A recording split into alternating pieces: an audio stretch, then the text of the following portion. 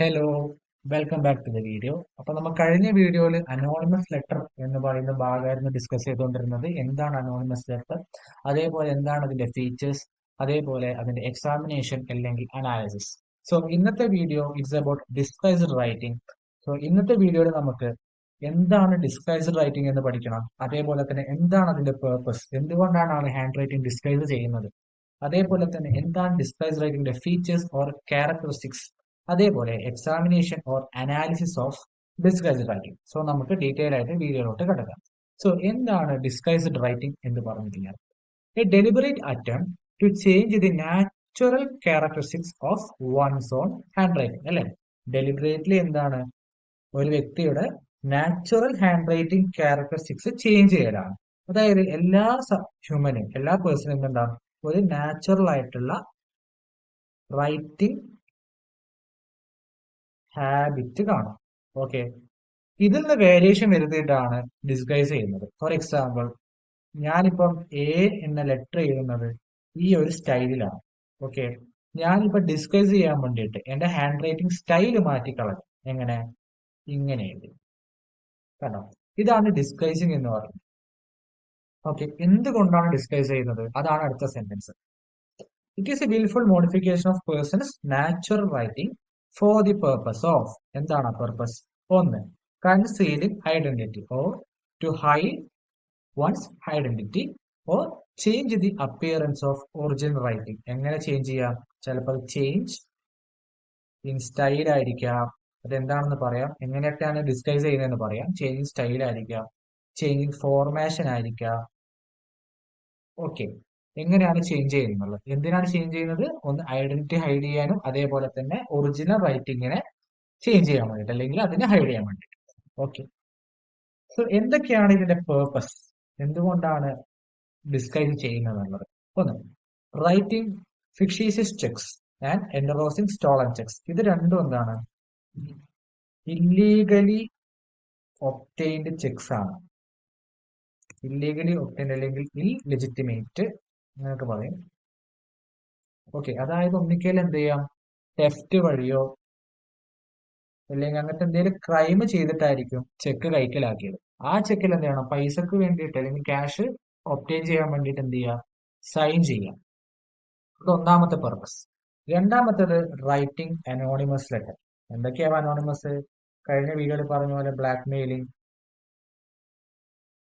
Blackmail, threatening. Okay, അങ്ങനത്തെ പർപ്പസിന് വേണ്ടിയിട്ട് ഡിസ്ഗൈസ് ചെയ്യാറുണ്ട്. ഇനി അടുത്തത് എക്സ്കോർഷൻ നോട്ടാണ്. എക്സോർഷൻ എന്ന് പറഞ്ഞാൽ it's A kind of robbery, theft. അതിന്റെ ഒരു വേറൊരു വേർഷൻ ആണ് എക്സോർഷൻ എന്ന് പറഞ്ഞു കഴിഞ്ഞാൽ. അതായത് റോബറി മെസ്സേജ്. അതെന്ത് ചെയ്യുക? ആൾക്കാരെ അറിയിക്കാൻ വേണ്ടിയിട്ട് ഇന്ന സ്ഥലത്ത് റോബറി ചെയ്യാൻ പോവാണ്, അല്ലെങ്കിൽ ക്യാഷ് എന്താണ്, എന്താ പറയാ, റോബറി ചെയ്യാൻ പോവാണെന്നുള്ള ഒരു നോട്ട്. ഓക്കെ, ത്രട്ടണിങ് മെസ്സേജോ അല്ലെങ്കിൽ ഒരു നോട്ട്. അടുത്തത് സബ്മിറ്റിംഗ് ഹാൻഡ് റിട്ടൺ സ്റ്റാൻഡേർഡ്സ്. അതായത് ഏതൊരു ഇൻവെസ്റ്റിഗേഷൻ സ്റ്റാർട്ട് ചെയ്യുമ്പോഴും നമുക്ക് ലിസ്റ്റ് ഓഫ് സസ്പെക്റ്റിനെ തയ്യാറാക്കാം. ഓക്കെ, ഒരു ക്രൈമായിട്ട് ബന്ധപ്പെട്ടിട്ട് എന്തായാലും ഒരു ലിസ്റ്റ് ഓഫ് സസ്പെക്ട്സ് കാണും. സോ ലിസ്റ്റ് ഓഫ് സസ്പെക്ട്സിന്റെ കയ്യിൽ നിന്ന് നമുക്ക് സ്റ്റാൻഡേർഡ്സ് കളക്ട് ചെയ്യണം. സ്റ്റാൻഡേർഡ്സ് അല്ലെങ്കിൽ കൺട്രോൾ എന്ന് പറയും. കൺട്രോൾ അതായത് കമ്പാരിസന് വേണ്ടിയിട്ടാണ്. സോ കമ്പാരിസന് വേണ്ടിയിട്ട്, ഫോർ എക്സാമ്പിൾ, ഇപ്പോൾ ഒരു സസ്പെക്ടിന്റെ കയ്യിൽ നമ്മൾ കമ്പാരിസണിന് വേണ്ടിയിട്ട് ഒരു ഡോക്യുമെന്റ് കളക്ട് ചെയ്യണം. ഒരു കൺട്രോൾ സാമ്പിൾ കളക്ട് ചെയ്യുന്ന സമയത്ത് പുള്ളിക്ക് അറിയാം, അതായത് എന്നെ സംശയം ഉണ്ടെന്ന്, ആ പുള്ളിനെ സംശയം ഉണ്ടെന്ന്. സോ ഈ ഡെലിബറേറ്റ്ലി എന്ത് ചെയ്യാണ്? ഹാൻഡ് റൈറ്റിംഗ് ചേഞ്ച് ചെയ്യാണ്. ഓക്കെ, അതെന്താണ്? പർപ്പസ് ആണ്. അതായത് ക്രൈമിൽ ഇൻവോൾവ്മെന്റ് ഇല്ലാന്ന് തെളിയിക്കാൻ വേണ്ടിയിട്ട് ഡെലിബറേറ്റ്ലി ഹാൻഡ് റൈറ്റിംഗ് ചേഞ്ച് ചെയ്യാം. അതാണ് സബ്മിറ്റിംഗ് ഹാൻഡ് റൈറ്റിംഗ് സ്റ്റാൻഡേർഡ്സിൽ ഉദ്ദേശിക്കുന്നത്. ഓക്കെ, ഇനി എന്തൊക്കെയാണ് ഡിസ്ഗൈസ്ഡ് റൈറ്റിംഗിന്റെ ഫീച്ചേഴ്സ് ഓർ ക്യാരക്ടറിസ്റ്റിക്സ്? ഒന്നാമത്തത്, failure to change the speed of execution. അതായത് ഒരു വ്യക്തി ഒന്നിക്കല് സ്പീഡ് എന്ന് പറയുമ്പോൾ എന്തൊക്കെയുണ്ട്? ലോ സ്പീഡ് ഉണ്ട്, മീഡിയം ഉണ്ട്, ഹൈ ഉണ്ട്. അല്ലെ, നമ്മൾ ഹാൻഡ് റൈറ്റിംഗ് ക്യാരക്ടറിസ്റ്റിക്സിൽ പഠിച്ചതാണ്. അതെന്താണ്? ഒന്നിക്കല് ലോ ഉണ്ട്, അല്ലെങ്കിൽ മീഡിയം ഉണ്ട്, ഹൈ ഉണ്ട്. സോ ഈ പറഞ്ഞ ഫീച്ചേഴ്സിൽ ചേഞ്ച് വരുത്തുക, സ്പീഡിൽ ചേഞ്ച് വരുത്തുക. So failure to change the speed of execution. രണ്ട്, സ്ലാൻഡ് ആൻഡ് സ്ലോപ്പ്. എന്തൊക്കെയാണ് സ്ലാൻഡ് ആൻഡ് സ്ലോപ്പില്? ലെഫ്റ്റ് സ്ലാൻഡ് ഉണ്ട്, റൈറ്റ് ഉണ്ട്, straight. Okay, left right straight. Slant അല്ലെങ്കിൽ സ്ലോപ്പ് ചേഞ്ച് ചെയ്യുക. അടുത്തത് ലെറ്റർ സൈസ് അല്ലെങ്കിൽ നമ്പേഴ്സ് ചേഞ്ച് ചെയ്യുക. ലെറ്റർ സൈസ് അല്ലെങ്കിൽ നമ്പർ, എന്തെങ്കിലും സിമ്പിൾ ഉണ്ടെങ്കിൽ സിമ്പിൾ ചേഞ്ച് ചെയ്യാം. ഇതൊക്കെയാണ് മെയിൻ ആയിട്ട് കാണുന്ന ഫീച്ചേഴ്സ്, ഫ്രീക്വന്റ്ലി ആയിട്ട് കാണുന്ന ഫീച്ചേഴ്സ്. അടുത്ത എന്താണ്? Overwrite. അത് ഒന്നിന്റെ മേളിൽ എഴുതാം, ഓവർ റൈറ്റ്. അടുത്തത് അലൈൻമെന്റ് ചേഞ്ച്. അലൈൻമെന്റ് ചേഞ്ച് അതായത് അറേഞ്ച്മെന്റ് അല്ലെങ്കിൽ അലൈൻമെന്റ്. അലൈൻമെന്റ് അല്ലെങ്കിൽ ലെറ്റർ ഫോർമേഷൻ അല്ലേ? എന്താണ് അലൈൻമെന്റ് എന്ന് പറഞ്ഞു കഴിഞ്ഞാൽ ബേസ് ലൈനിലേക്കൂടെ എഴുതുന്നതാണ് അല്ലേ? എന്ത് ചെയ്യാം, ചിലവരെ എന്ത് ചെയ്യാം, സ്ട്രെയിറ്റ് എക്സാക്ട് സ്ട്രെയിറ്റ് എഴുതുന്നവരുണ്ടാവാം, അല്ലെങ്കിൽ സ്ലൈറ്റ് ആയിട്ട് ബെൻഡ് ചെയ്യുന്നവരുണ്ടാവാം. ഓക്കെ, അതിൽ ചേഞ്ച് വരുത്തുക. അടുത്തത് ചേഞ്ച് ഇൻ ആംഗുലാരിറ്റി ആണ്. ആംഗുലാരിറ്റി എന്ന് പറയുമ്പോൾ അത് സ്ലോപ്പ് അല്ലെങ്കിൽ സ്ലാൻഡ് എന്നാണ് ഉദ്ദേശിച്ചത് കേട്ടോ. ലൈക്ക് ഇങ്ങനെ ഇങ്ങനെ ഒരു പർട്ടിക്കുലർ ആംഗിൾ എഴുതുക. ഓക്കെ. അടുത്തത് change in pace, change in continuity. കണ്ടിന്യൂറ്റിയിൽ ചേഞ്ച് ചെയ്യുക, സ്പീഡിൽ ചേഞ്ച് ചെയ്യുക. കണ്ടിന്യൂറ്റി അല്ലെങ്കിൽ സ്പീഡിൽ ചേഞ്ച് ആവുക. ആ ഒരു ഫ്ലോ ഇല്ലേ, ഫ്ലോ, ആ ഫ്ലോയിൽ ചേഞ്ച് വരുത്തുക. അതാണ് ഉദ്ദേശിച്ചത് ചേഞ്ച് ഇൻ പേസ്. അടുത്തത് സ്പെല്ലിംഗ് ചേഞ്ചസ് ആണ്, അതായത് ഗ്രാമാറ്റിക്കൽ മിസ്റ്റേക്സ്. അതെന്തിനായിരിക്കും കാണിക്കുന്നുണ്ടാവുക? ഈ പറഞ്ഞ പേഴ്സൺ സത്യം പറഞ്ഞാൽ ഹൈലി എഡ്യൂക്കേറ്റഡ് ആയിരിക്കും, ഹൈലി എഡ്യൂക്കേറ്റഡ് ആയിരിക്കും. സോ സ്പെല്ലിംഗ് ചേഞ്ചിലൂടെ എന്താ സംഭവിക്കുന്നത്? ഈ പറഞ്ഞ വ്യക്തി ഇല്ലിറ്ററേറ്റ് അല്ലെങ്കിൽ അൺഎഡ്യൂക്കേറ്റഡ് ആണെന്ന് തെളിയും അല്ലേ? അതൊരു കൈൻഡ് ഓഫ് ഡിസ്ഗൈസിങ് ആണ്. ഇനി അടുത്തത് ഓൾട്ടേർഡ് ടെർമിനൽ സ്റ്റോക്ക്. എന്താണ് ടെർമിനൽ സ്റ്റോക്സ് എന്ന് പറഞ്ഞു കഴിഞ്ഞാൽ, അതായത് ഞാനിപ്പോ ഡിസ്ഗൈസ്ഡ് റൈറ്റിംഗ് എഴുതാണ്. ഓക്കെ, ഇതാണ് എന്റെ ടെർമിനൽ സ്റ്റോക്ക്. ഞാൻ എങ്ങനെയാണ് ഒരു ലെറ്റർ അല്ലെങ്കിൽ ഒരു വേർഡിന്റെ ലാസ്റ്റ് എങ്ങനെയാണ് ഞാൻ എൻഡ് ചെയ്യുന്നത്, അതാണ് ടെർമിനൽ സ്റ്റോക്ക് എന്ന് പറയുന്നത്. ഇൻ കേസ് ഞാൻ എന്റെ ഹാൻഡ് റൈറ്റിംഗ് മാറ്റിയിട്ട്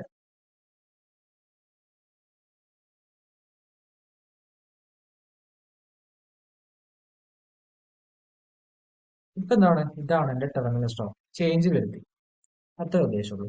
അടുത്തത് altered extensions or upper and lower, B D, H, G, Q, J, J.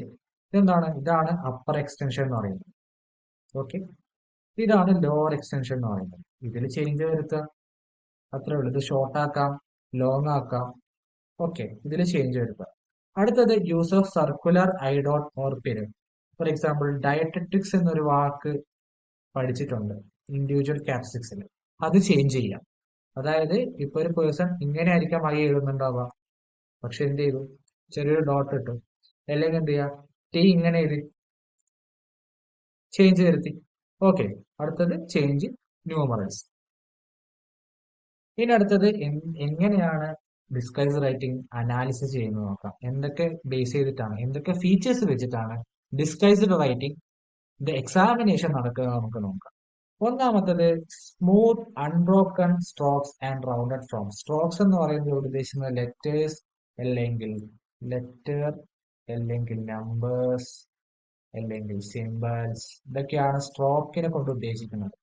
ഇതിലുണ്ടാകുന്ന എന്താണ്, സ്മൂത്ത് ആണോ, അൺബ്രോക്കൺ ആണോ, അതോ റൗണ്ടഡ് ഫോംസിലാണോ? ഒന്നാമത്തത്. രണ്ടാമത്തത് misplaced and മിഷർ I dot or T cross, അതായത് ഡയറ്റട്രിക്സ്. ഇത് നോക്കും എങ്ങനെ, എന്തായാലും നമുക്കൊരു സ്റ്റാൻഡേർഡ് വേണം കമ്പാരിസന് വേണ്ടിയിട്ട് അല്ലേ.